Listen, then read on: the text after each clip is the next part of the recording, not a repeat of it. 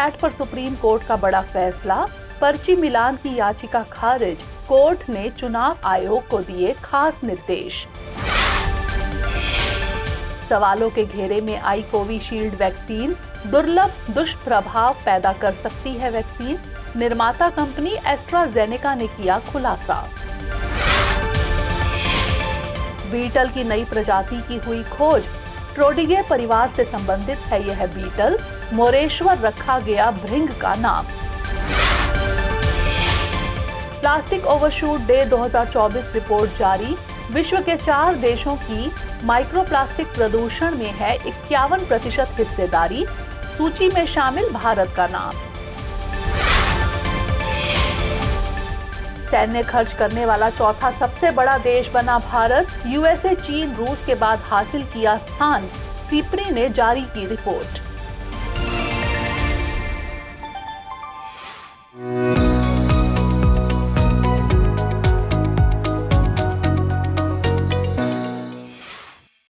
देश में इन दिनों चुनावी मौसम छाया है। इसी कड़ी में फिर एक बार ईवीएम और वीवीपैट यानी वोटर वेरिफाइएबल पेपर ऑडिट ट्रेल सवालों के घेरे में आ गया।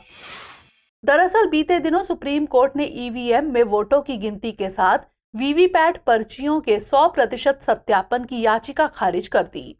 इस मुद्दे पर फैसला सुनाते हुए कोर्ट ने चुनाव आयोग को चुनाव के बाद कुछ नई प्रक्रियाएं अपनाने का निर्देश दिया।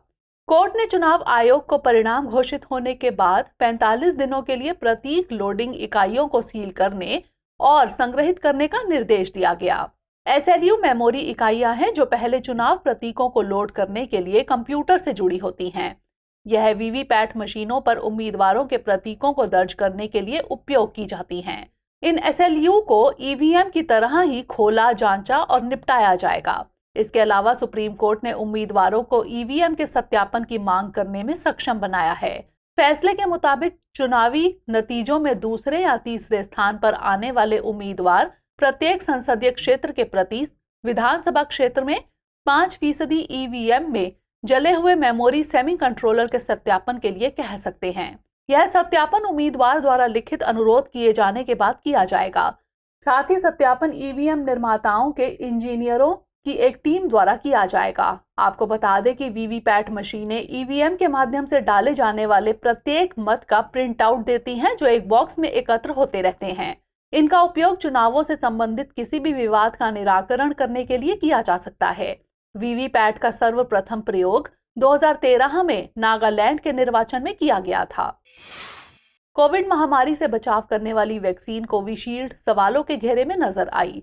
दरअसल बीते दिनों एस्ट्राजेनेका ने पहली बार अपनी अदालती दस्तावेजों में स्वीकार किया कि उसकी कोविड वैक्सीन दुर्लभ दुष्प्रभाव पैदा कर सकती है। मीडिया रिपोर्ट्स के मुताबिक एस्ट्राजेनेका ने न्यायालय में प्रस्तुत एक कानूनी दस्तावेज में स्वीकार किया कि उसका कोविड टीका बहुत ही दुर्लभ मामलों में टीटीएस का कारण बन सकता है। आपको बता दें कि टीटीएस यानी थ्रोम्बोसाइटोपेनिया सिंड्रोम के साथ थ्रोम्बोसिस एक दुर्लभ स्थिति है। इससे शरीर में अलग अलग जगहों पर खून के थक्के बन जाते हैं। इसके साथ ही रक्त में प्लेटलेट्स की संख्या कम हो जाती है। प्लेटलेट्स छोटी कोशिकाएं होती हैं जो खून को जमने नहीं देती। इनका बहुत कम हो जाना व्यक्ति की मृत्यु का कारण बन सकती है। टीटीएस का कारण बनने वाली प्रक्रिया से संबंधित स्पष्ट जानकारी अब तक सामने नहीं आई है। हालांकि इसे हेपरिन प्रेरित थ्रोम्बोसाइटोपेनिया के समान माना जाता है। हेपरिन नामक दवा की एक दुर्लभ प्रतिक्रिया है जो प्लेटलेट्स को काम करने के तरीके को प्रभावित करती है। बता दें कि ऑक्सफोर्ड विश्वविद्यालय के सहयोग से 2020 में कोरोना वायरस के प्रकोप के बाद AZD1222 वैक्सीन विकसित की थी। भारत और अन्य निम्न और मध्यम आय वाले देशों में सीरम इंस्टीट्यूट द्वारा कोविशील्ड नाम से निर्मित और आपूर्ति की गई थी।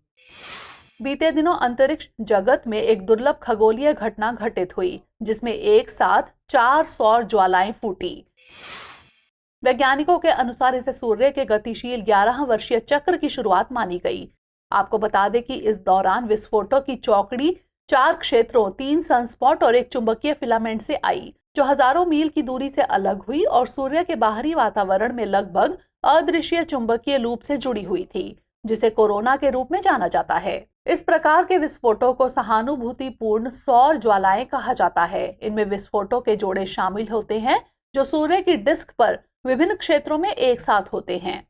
हालिया हुए खगोलीय घटना में साधारण जोड़ी नहीं बल्कि 4 सौर ज्वालाएं शामिल थी, जो इसे सुपर सहानुभूतिपूर्ण बनाती हैं। गौरतलब है कि सौर ज्वालाएं सूर्य की सतह से होने वाले विस्फोट हैं, जो विद्युत चुंबकीय विकिरण के तीव्र विस्फोट उत्सर्जित करते हैं।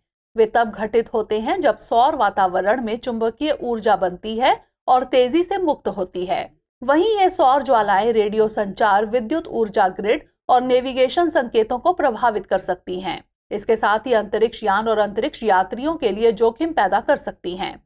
एक्स क्लास फ्लेयर्स ग्रह व्यापी रेडियो ब्लैकआउट और लंबे समय तक चलने वाले विकिरण तूफान को ट्रिगर कर सकते हैं। हाल ही में अर्जेंटीना के पुरातत्वविदों ने शाकाहारी डायनासोर की खोज की है। विशेषज्ञों के अनुसार यह लगभग 90 मिलियन वर्ष पहले लेट क्रेटेशियस काल में पाया जाता था। चौकीसॉरस नेकुल नाम का यह जानवर रियो नीग्रो के दक्षिणी प्रांत में प्यूब्लो ब्लैंको नेचुरल रिजर्व में पाया गया। यह जीवाश्मों से समृद्ध क्षेत्र है जहां डायनासोर की अन्य प्रजातियों के साथ कई स्तनधारी कछुए और मछलियां पाई गई हैं। आपको बता दें कि यह खोज नेशनल ज्योग्राफिक सोसाइटी के सहयोग से अर्जेंटीना के जीवाश्म विज्ञानियों की एक टीम द्वारा की गई है। क्रेटेशियस रिसर्च जर्नल में इस खोज का खुलासा किया गया। यह अनुमान लगाया गया है कि सबसे बड़ा चौकीसॉरस 2.5 या 3 मीटर लंबा और 70 सेंटीमीटर ऊंचा था। यह नई प्रजाति चाकीसॉरस नेकुल एक द्विपाद शाकाहारी थी। इसकी सबसे महत्वपूर्ण विशेषताओं में एक पूंछ थी, जो अन्य डायनासोरों के विपरीत क्षैतिज थी, जिसमें नीचे की ओर वक्रता थी। इसके अलावा यह ज्ञात है कि यह एक अच्छा धावक था।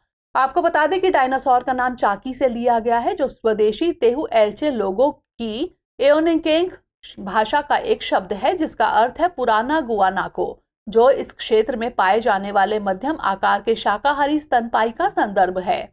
वहीं स्थानीय मापुचे लोगों की मापुदुनगुन भाषा में नेकुल का अर्थ है तेज और चतुर। हाल ही में महाराष्ट्र के पुणे में बीटल यानी भृंग की एक नई प्रजाति की खोज की गई। इस भृंग का नाम मोरेश्वर रखा गया है। मोरेश्वर मंदिर के पास प्राप्त होने के कारण मंदिर के नाम पर इसका नाम रखा गया। खोजकर्ताओं के अनुसार यह बीटल ट्रोगिडे परिवार से संबंधित है। आपको बता दें कि ट्रोगिडे परिवार के भृंग नेक्रोफेगस होते हैं। इस कारण इन्हें केराटिन बीटल भी कहा जाता है। गौरतलब है कि बीटल फोरेंसिक विज्ञान के लिए महत्वपूर्ण है, क्योंकि यह किसी जानवर या इंसान की मृत्यु के समय का पता लगाने में मदद करता है। दरअसल किसी जीव की मृत्यु के बाद शरीर के विघटित होने के दौरान प्रारंभिक अवस्था में ब्लोफ्लाइज सबसे पहले आती हैं। वही अंतिम क्रमिक चरण में केराटिन फीडर्स आते हैं, जिससे जानवर या इंसान की मृत्यु के समय पता लगाने में यह बीटल सहायक होती है। वहीं मोरेश्वर भृंग की बात करें तो इस समूह के भृंगों को कभी कभी छिपे हुए भृंग भी कहा जाता है। ये अपने शरीर को मिट्टी के नीचे ढककर छिप जाते हैं। मोरेश्वर भृंग आमतौर पर काले या भूरे रंग के होते हैं और गंदगी से सने होते हैं। उनकी उबड़ खाबड़ उपस्थिति अलग होती है। पूरे शरीर पर छोटे घने सेट होते हैं। हाल ही में पीओडी यानी प्लास्टिक ओवरशूट डे 2024 रिपोर्ट जारी की गई। रिपोर्ट में माइक्रोप्लास्टिक प्रदूषण का जिक्र किया गया है। शोध के मुताबिक विश्व के 4 देशों की माइक्रोप्लास्टिक प्रदूषण में 51% हिस्सेदारी है। इस सूची में चीन, भारत, संयुक्त राज्य अमेरिका और जापान शामिल है। आंकड़ों के मुताबिक साल 2024 के अंत तक देश दुनिया के जलमार्गों में लगभग 31,53,813 टन माइक्रोप्लास्टिक छोड़ेंगे। चीन लगभग 59,208 टन रासायनिक योजक जारी करेगा। वहीं भारत माइक्रोप्लास्टिक से 31,483 टन रासायनिक योजक जारी कर जलमार्गों का दूसरा प्रमुख प्रदूषक होगा। आपको बता दें कि माइक्रोप्लास्टिक्स शब्द उन प्लास्टिक कणों को संदर्भित करता है जो 5 मिलीमीटर से बड़े नहीं होते हैं। शोधकर्ताओं ने रिपोर्ट में बताया कि टायर का घर्षण, कपड़ा फाइबर का बहना, छर्रों का उत्पादन और पेंट जैसे स्रोतों से माइक्रोप्लास्टिक्स के अनुचित अपशिष्ट निपटान के साथ पर्यावरण प्रदूषित होती है। इसके साथ ही माइक्रोप्लास्टिक में मौजूद रासायनिक योजक जल निकायों में जमा हो जाते हैं और मानव स्वास्थ्य पर गंभीर प्रभाव डालते हैं। गौरतलब है कि माइक्रोप्लास्टिक्स में कई हानिकारक रसायन शामिल होते हैं, जिनमें polyamidoamine, epichlorohydrin, bisphenol A, brominated flame retardants और पेर एंड पॉलीफ्लोरोएल्कील पदार्थ शामिल हैं। ये प्रदूषक न्यूरोटॉक्सिसिटी, सूजन, चयापचय संबंधी विकार और कैंसर जैसे रोगों का कारण बनते हैं। हाल ही में नाबार्ड यानी राष्ट्रीय कृषि और ग्रामीण विकास बैंक ने जलवायु रणनीति 2030 दस्तावेज का अनावरण किया, जिसका उद्देश्य भारत की हरित वित्त पोषण की आवश्यकता को संबोधित करना है। नाबार्ड की जलवायु रणनीति 2030 4 प्रमुख स्तंभों के आसपास संरचित है, जिसके पहले स्तंभ में हरित ऋण में तेजी लाना शामिल है। इसके तहत विभिन्न क्षेत्रों में हरित वित्त पोषण बढ़ाने पर ध्यान केंद्रित किया जाएगा। वहीं प्रमुख स्तंभों की सूची में दूसरे स्थान पर बाजार निर्माण की भूमिका है। इसके तहत हरित वित्त के लिए अनुकूल बाजार वातावरण बनाने में नाबार्ड द्वारा व्यापक भूमिका निभाई जाएगी। तीसरे स्थान पर आंतरिक हरित परिवर्तन है, जिसमें नाबार्ड के संचालन के भीतर स्थायी प्रथाओं को लागू करना शामिल है। प्रमुख स्तंभों की अंतिम सूची में रणनीतिक संसाधन संगठन शामिल है, जिसके तहत हरित पहलों का समर्थन करने के लिए प्रभावी ढंग से संसाधनों का संगठन किया जाएगा। यह रणनीति स्थायी पहल के लिए आवश्यक निवेश और हरित वित्त के वर्तमान प्रवाह के बीच वित्तीय अंतर से निपटने के लिए डिजाइन की गई है। वहीं हरित वित्त पोषण की बात करें तो इसका तात्पर्य सकारात्मक पर्यावरणीय प्रभाव वाले निवेशों को समर्थन करने के लिए वित्तीय संसाधनों के संगठन से है। ये निवेश नवीकरणीय ऊर्जा परियोजनाओं एवं ऊर्जा दक्षता पहल से लेकर स्थायी बुनियादी ढांचे के विकास और जलवायु स्मार्ट कृषि तक हो सकते हैं। बताते चले कि नाबार्ड भारत में ग्रामीण क्षेत्र के वित्त पर ध्यान केंद्रित करने वाला शीर्ष विकास बैंक है। साल 1982 में राष्ट्रीय कृषि और ग्रामीण विकास बैंक अधिनियम के तहत इसकी स्थापना हुई थी। यह संसद द्वारा अनिवार्य कृषि, लघु उद्योगों, कुटीर उद्योगों एवं ग्रामीण परियोजनाओं के लिए वित्तीय सहायता प्रदान करता है। इसका मुख्यालय मुंबई में है। बीते दिनों तमिलनाडु सरकार के खाद्य सुरक्षा विभाग ने तरल नाइट्रोजन के उपयोग पर एक आदेश जारी किया। दरअसल प्रदेश में एक बच्चे का स्मोकिंग बिस्किट खाने के बाद दर्द से चिल्लाते हुए वीडियो वायरल हुआ, जिसके बाद से ही तरल नाइट्रोजन चर्चा का केंद्र बना हुआ है। वही लिक्विड नाइट्रोजन की बात करें तो यह नाइट्रोजन का तरलीकृत रूप है, जो नाइट्रोजन गैस को इसके वाष्पीकरण बिंदु 196 डिग्री सेल्सियस से नीचे एक बिंदु तक संपीड़ित और ठंडा करके व्यावसायिक रूप से उत्पादित किया जाता है।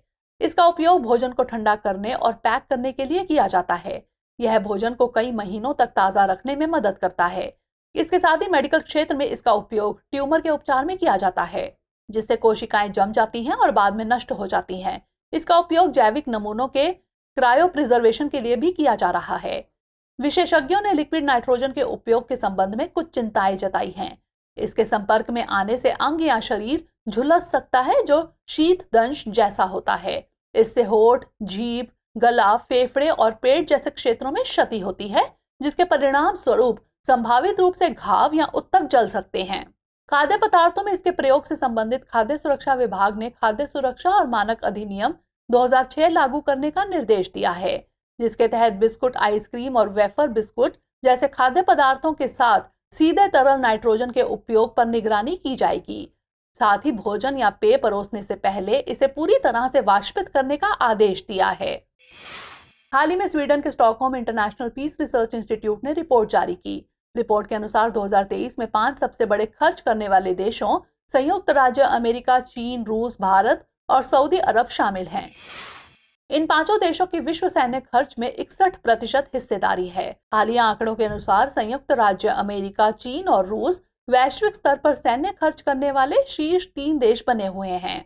वहीं 83.6 अरब डॉलर के सैन्य खर्च के साथ भारत वैश्विक स्तर पर चौथा सबसे बड़ा खर्च करने वाला देश बन गया।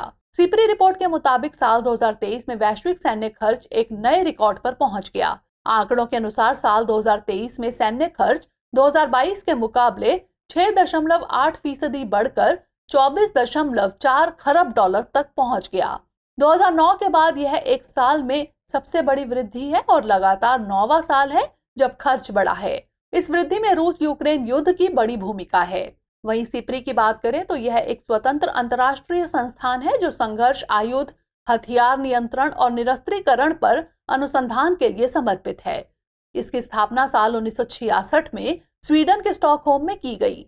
बता दें कि सिपरी नीति निर्माताओं, शोधकर्ताओं, मीडिया और इच्छुक जनता को खुले स्रोतों के आधार पर डेटा विश्लेषण और सिफारिशें प्रदान करता है। आज के बुलेटिन पर आधारित 5 प्रश्न इस प्रकार हैं। पहला प्रश्न है, TTS सिंड्रोम के संदर्भ में निम्नलिखित कथनों पर विचार कीजिए। 1. यह थ्रोम्बोसाइटोपेनिया सिंड्रोम है। 2. इसके कारण शरीर में अलग अलग स्थानों पर खून के थक्के बन जाते हैं। 3. यह सिंड्रोम मुख्यतः व्यक्ति की तंत्रिका तंत्र को प्रभावित करता है। उपयुक्त कथनों में से कितने कथन सही है या फिर हैं? केवल 1, केवल 2, सभी 3 या फिर इनमें से कोई भी नहीं। अगला प्रश्न है, सौर ज्वालाएं से संबंधित निम्नलिखित कथनों पर विचार कीजिए। 1. सौर ज्वालाएं सूर्य की सतह पर होने वाले विस्फोट हैं। 2. यह रेडियो संचार, विद्युत ऊर्जा ग्रिड और नेविगेशन संकेतों को प्रभावित कर सकती है। 3. यह लंबे समय तक चलने वाले विकिरण तूफान को ट्रिगर कर सकते हैं। उपयुक्त कथनों में से कितने कथन सही है या फिर हैं? केवल 1, केवल 2, सभी 3 या फिर इनमें से कोई भी नहीं। अगला प्रश्न है, टाकीसॉरस नेकुल के संदर्भ में निम्नलिखित कथनों पर विचार कीजिए। 1. यह एक पक्षी का नाम है। 2. यह जीव लगभग 90 मिलियन वर्ष पहले लेट क्रेटेशियस काल में पाया जाता था। 3. अर्जेंटीना में इस जीव के जीवाश्म की प्राप्ति हुई है। उपयुक्त कथनों में से कितने कथन गलत है या फिर हैं? केवल 1, केवल 2, सभी 3 या फिर इनमें से कोई भी नहीं। अगला प्रश्न है, मोरेश्वर भृंग के संदर्भ में निम्नलिखित कथनों पर विचार कीजिए। 1. मध्य प्रदेश के भोपाल में इस नई प्रजाति की खोज की गई। 2. यह बीटल ट्रोगिडे परिवार से संबंधित है। 3. इन्हें केराटीन बीटल भी कहा जाता है। उपयुक्त कथनों में से कितने कथन सही है या फिर हैं? केवल 1, केवल 2, सभी 3 या फिर इनमें से कोई भी नहीं। अंतिम प्रश्न है, लिक्विड नाइट्रोजन के संदर्भ में निम्नलिखित कथनों पर विचार कीजिए। 1. नाइट्रोजन गैस को -196 डिग्री सेल्सियस से नीचे एक बिंदु तक संपीड़ित और ठंडा करके व्यावसायिक रूप से उत्पादित किया जाता है। 2. इसका उपयोग भोजन को ठंडा करने और पैक करने के लिए किया जाता है। 3. जैविक नमूनों के क्रायो प्रिजर्वेशन के लिए भी इसका प्रयोग किया जाता है। उपयुक्त कथनों में से कितने कथन सही है या फिर हैं? केवल 1, केवल 2, सभी 3 या फिर इनमें से कोई भी नहीं। इन चलते चलते डालते हैं कुछ छोटी मगर जरूरी खबरों पर एक नजर। हाल ही में ओडिशा के तट पर डॉक्टर एपीजे अब्दुल कलाम द्वीप से स्मार्ट प्रणाली का सफलतापूर्वक उड़ान परीक्षण किया गया। गौरतलब है कि smart supersonic missile assisted release of torpedo का संक्षिप्त रूप है। स्मार्ट एक अगली पीढ़ी की मिसाइल आधारित हल्के वजन वाली टॉर्पीडो डिलीवरी प्रणाली है। इसे भारतीय नौसेना की पनडुब्बी रोधी युद्ध क्षमता को हल्के टॉर्पीडो की पारंपरिक सीमा से कहीं अधिक बढ़ाने के लिए विकसित किया गया है। इस प्रणाली को रक्षा अनुसंधान और विकास संगठन यानी DRDO द्वारा डिजाइन और विकसित किया गया है। इस कनस्तर आधारित मिसाइल प्रणाली में कई उन्नत उप प्रणालियां शामिल हैं। इनमें 2 चरण ठोस प्रणोदन प्रणाली, इलेक्ट्रोमैकेनिकल एक्चुएटर प्रणाली, सटीक जड़त्वीय नेविगेशन प्रणाली और अन्य शामिल हैं। हाल ही में छत्तीसगढ़ के वन और आदिवासी अधिकार कार्यकर्ता आलोक शुक्ला को हसदेव अरंड आंदोलन के लिए गोल्डमैन पर्यावरण पुरस्कार से सम्मानित किया जाएगा। इन्हें यह पुरस्कार छत्तीसगढ़ में हसदेव अरण्य के जंगलों को बचाने के उनके प्रयासों के लिए दिया जाएगा। बता दें कि गोल्डमैन पर्यावरण पुरस्कार को ग्रीन नोबेल अवार्ड के नाम से भी जाना जाता है।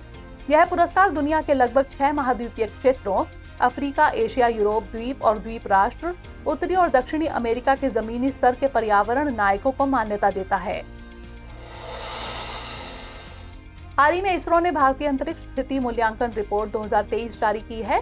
इसे ISRO system for safe and sustainable space operations management द्वारा संकलित किया गया है। रिपोर्ट के अनुसार साल 2023 में 3143 ऑब्जेक्ट अंतरिक्ष की कक्षाओं में स्थापित किए गए हैं।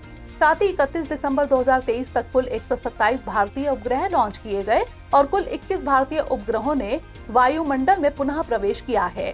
भारतीय प्रक्षेपणों से कुल 82 रॉकेट पिंडों को कक्षा में स्थापित किया गया था।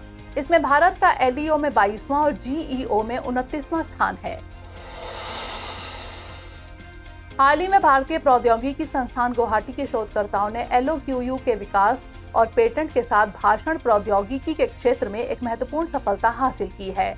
LOQU वोकल कॉर्ड कंपन संकेतों से सीधे मानव भाषण संकेतों को उत्पन्न करने की एक नई विधि है। बता दें कि LOQU तकनीक गले पर लगाए गए सेंसर का उपयोग करके आक्रामक प्रक्रियाओं के बिना वोकल फोल्ड मूवमेंट को पकड़ लेती है। इस विधि में गैर आक्रामक सेंसर का उपयोग करके वोकल फोल्ड कंपन को कैप्चर करना और वॉक हार्मोनिक्स उत्पन्न करने के लिए संकेतों को इलेक्ट्रॉनिक रूप से संसाधित करना शामिल है। बीते दिनों भारत ने उत्तरी श्रीलंका में कांके संथुराई बंदरगाह के नवीकरण की पूरी लागत देने पर सहमति जताई।